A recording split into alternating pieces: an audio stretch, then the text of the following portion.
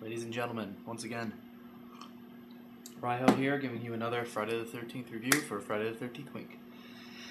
Today's Monday, and that means we're on to Jason Lives, Friday the 13th, Part 6. This is probably... There's two movies that probably were like a major portal for most of the Friday the 13th fans that are out there these days. Two movies that most of them probably saw first and then fell into the series. And those are Friday the 13th, The New Blood, Part 7, and Jason Lives. Reason being, I don't know, there are a lot of fans, I guess I'm saying the newer fans, the people that actually like the original string of movies, not the new like teenagers that are going to get into the remake. But came into it somewhere in the 90s, maybe kind of thing, like my age group, I would say. A lot of people came into it when Jason was Zombie Jason. And this is the first one. This is where Zombie Jason takes off.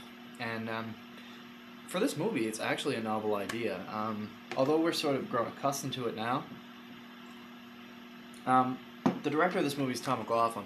And when he got the option to do a Friday the 13th movie, they had killed him off and then made another sequel, which... got sort of panned by the fans. I'm sure the movie was panned by the critics just because. But the fans didn't like it because it wasn't Jason. So they're like, we need to bring Jason back. We're going to keep making money off these movies. And that's all these movies really are, cash grabs. But he made a very cool little movie, which is, it's a slasher film, but it's tongue-in-cheek, you know, it... sort of makes fun of itself, and at the same time it takes in elements from other horror films and classic horror films, including, of course, most definitely Frankenstein. McLoughlin has said, you know, that's what he wanted to do with the series. He wanted to give it sort of those horror themes, and he loved Frankenstein, stuff like that. So we have Jason, who has been long dead, brought back to life by lightning. And that's, I mean... That's what's so great about this movie, I think, and the reason that you can watch it over and over again and really enjoy it is because it is so goofy and over the top. It opens up with Jason doing a James Bond sort of intro, has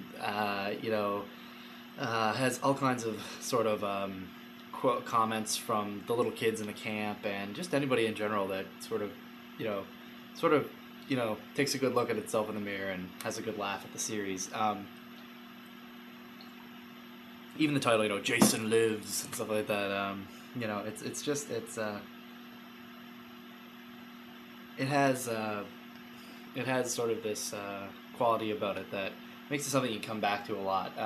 It's definitely not my favorite in the series. A lot of people, I've talked to a lot of people that think that it is their favorite because they sort of like the unstoppable zombie Jason, and that's cool. A lot of people like that. I'm more into the human Jason, so I guess that's why I like the first four more, but I still love Jason Lives, and it's a quality movie, and I've watched it probably the most out of the zombie Jason stuff. It's got the triple decapitation. It has that hilarious scene where he puts the chick's face through the RV wall, and which is all to the tune of like The Man Behind the Mask and stuff like that.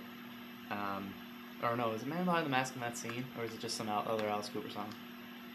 Yeah, it's just some other, but anyway, that's possibly one of the more notable things about this movie as well, as the soundtrack actually had Man Behind the Mask with Alice Cooper in it. And, this is certainly the start of that whole other wing of Jason movies, which don't really have this, the human Jason, and I find they sort of go downhill eventually, but this one, it sort of got through. It didn't have to be really, really gory, because it was sort of silly, but it still had some good kills, and it got away with that. Plus, it just had some great moments. It got away with a lot, I think, because in Part 7 we see that the MPAA didn't quite let some of that stuff through because they were trying to make a different kind of movie. But Tom McLoughlin was trying to make sort of a funny, almost a spoof of Friday the 13th while being a Friday the 13th. And I think that's why it's so charming and lives on to this day. Like I said, it's easily my favorite zombie Jason flick. I don't really know what else to say about it, guys. You've probably seen it. If you haven't seen it, now's the time to watch it, Friday the 13th week, or on Friday the 13th itself. Maybe make it a zombie Jason night and just watch all the zombie ones. I don't know, whatever you want to do there. But yeah, that is Jason Lives. Anyway, guys, I'll be back at you tomorrow with my review of John Carl Buechler's Friday the 13th Part 7, The New Blood. And yeah, keep your eye on my channel for more Friday the 13th related stuff during the week. Yeah, peace.